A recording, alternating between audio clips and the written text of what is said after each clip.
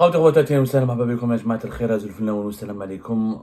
que vous allez bien, j'espère que vous vous portez bien. J'ai attendu quand même au moins 48 heures pour essayer de voir est-ce que peut-être face à cette polémique extrêmement grave, peut-être que des voix sages, que des voix raisonnables, que des personnes sages, que des personnalités raisonnables plus haut sommet de l'État algérien allaient réagir pour rectifier le tir et pour corriger ce qui me semble moi une décadence, même pas une bêtise, c'est une décadence extraordinaire. Et malheureusement, aucun réveil, aucune remise en cause, euh, aucune introspection, aucune discussion, aucun débat sain et serein n'a été lancé dans notre pays, notre chère Algérie, qui est tombé si bas, au point d'aller insulter un autre pays, arabe qui plus est, un pays important de la région des monarchies du Golfe, juste pour une interview.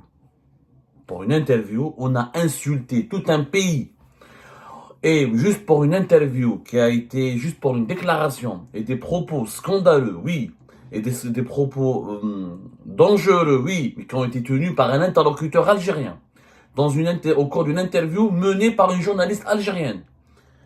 On a insulté tous les Émirats arabes unis.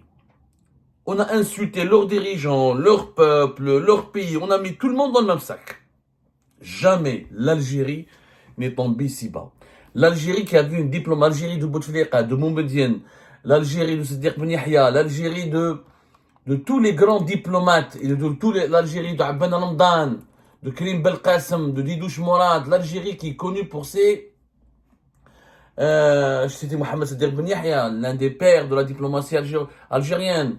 L'Algérie qui est connue pour ses valeurs, pour sa bonne éducation, pour son sang-froid, pour sa respectabilité, elle est descendue aussi bas pour aller insulter et lancer des invectives contre un autre pays pour une interview, pour une simple interview.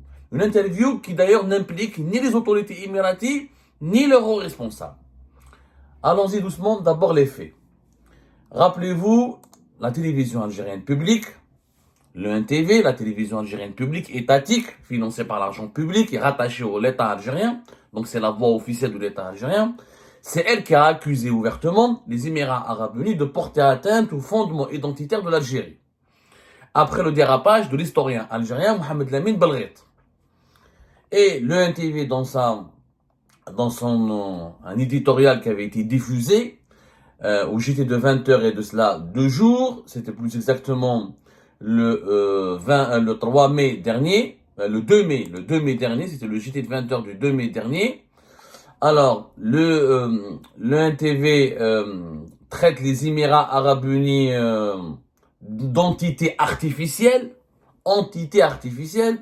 L'attaque de l'entité artificielle des Émirats contre l'Algérie, pays d'histoire et de résistance, n'est qu'une tentative désespérée d'entité hybride dépourvue de racines et de souveraineté réelle. C'est que la télévision algérienne considère que les Émirats arabes unis sont une entité artificielle, une entité hybride, dépourvue de racines et de souveraineté. Mais ils n'ont ni racines, ni souveraineté, ni histoire. Micro-État, c'est une usine de fitna et de propagation et de poison idéologique. Un pays inexistant il y a de cela quelques années. Des termes très injurieux, des invectives extrêmement humiliantes qu'aucun pays, peut-être aucun, c'est un cas inédit. Moi, je n'ai pas vu dans d'autres cas, en tout cas très peu vu, si vous avez des exemples concrets à me montrer où il y a des télévisions étatiques ont été mobilisées par certains pays pour insulter aussi gravement et aussi collectivement, parce qu'on n'a pas insulté le président des Émirats ou un ministre ou un premier ministre, on a insulté tout le pays. Tout le pays est une entité artificielle, n'ont pas de souveraineté, n'ont pas de racines. C'est une usine de poison, c'est une usine de fitna. On les a diabolisés tous. On les a tous mis dans le même sac. À cause de quoi? À cause d'une interview qui a été publiée par Sky News Arabe, qui est une chaîne émiratée à moitié, qui a été diffusée le 28 avril 2025, dans laquelle qui parle? Ce n'est pas un haut responsable émirati qui a tenu des propos contre la mazérité. Ce n'est pas un ministre ou un écrivain ou un penseur émirati. C'est un Algérien. Mohamed Lamine Belghait n'est pas émirati, il est algérien, il vit en Algérie. Il enseigne à l'université algérienne, il est professeur, enseigne à l'université algérienne depuis 2007. Bien avant, il était un académicien universitaire. Il est reconnu par les autorités algériennes. Il est chouchouté par les autorités algériennes. Il est proche de plusieurs importants dirigeants algériens. Il est l'un des outils de propagande des autorités algériennes. Mohamed Lamine Belghait, il a été invité à une émission animée par une journaliste algérienne qui est originaire de Annaba. Fadela Suissi, si je ne me trompe pas.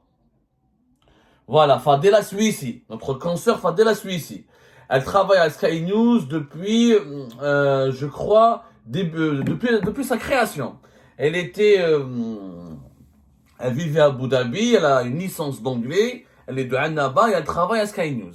C'est une journaliste algérienne qui a invité un historien chercheur universitaire algérien pour parler de la crise entre l'Algérie et la France. Et elle lui a posé une question légitime. Pourquoi légitime? Parce que Mohamed Lamine Belghait, sur les réseaux sociaux, dans ses différentes précédentes interventions, il a toujours impliqué la question amazigh dans les relations complexes et conflictuelles entre l'Algérie et la France. Elle l'a pas cautionné. Il faut revoir l'émission qui fait presque une demi-heure. La journaliste de Sky News Arabe, qui est encore une fois une Algérienne, d'origine de Annaba, Fadela Suicide, n'a pas cautionné. Ne lui a pas dit, ah bravo ce que tu as dit, c'est bien ce que tu as dit. Au contraire, elle l'a contredite. Elle lui a apporté une contradiction. Elle lui a dit, mais comment tu peux, comme ça, nier ou effacer d'un trait l'histoire de tout un peuple, de tout un pays? Vous pouvez revoir l'émission. Eh ben, malgré cela, Mohamed Lamine Belghait a maintenu ses propos, il a prononcé des propos graves allant jusqu'à dire que la mazérité est un complot franco-sioniste pour déstabiliser, pour affaiblir l'Algérie, pour la coloniser culturellement. En quoi les autorités émiraties sont responsables de ce contenu abject et subversif? En quoi les autorités émiraties sont responsables des déclarations de Mohamed Lamine Belghait? Est-ce que Mohamed Lamine Belghait ما يعرفوش même pas les Émiratis? C'est un historien algérien عايش في الجزائر. Ce n'est pas un grand historien dans le monde arabe. Il n'a pas des livres qui circulent, qui vendent pas des milliers ou des millions de livres aux Émirats ou dans les pays du Golfe. Pourquoi insulter les autorités émiraties? Pourquoi? Sur quelle base? C'est une interview. Alors, Roma, il se base, les autorités algériennes, le 1TV, parce que c'est pas le ministère algérien des Affaires étrangères, c'est pas la PS, c'est le 1TV. Ça reste une partie liée à l'État algérien. Le 1TV se base sur l'actionnariat de Sky News. Parce que c'est une chaîne émiratie, donc on est parti du postulat que c'est une chaîne émiratie, que c'est les autorités émiraties qui ont comploté, qui ont demandé à Mohamed Lamine Belghait de prononcer de tels propos. 1. Mohamed Lamine Belghait a prononcé ses propos contre les Amazirs et contre l'identité amazigh de l'Algérie en Algérie depuis 2010.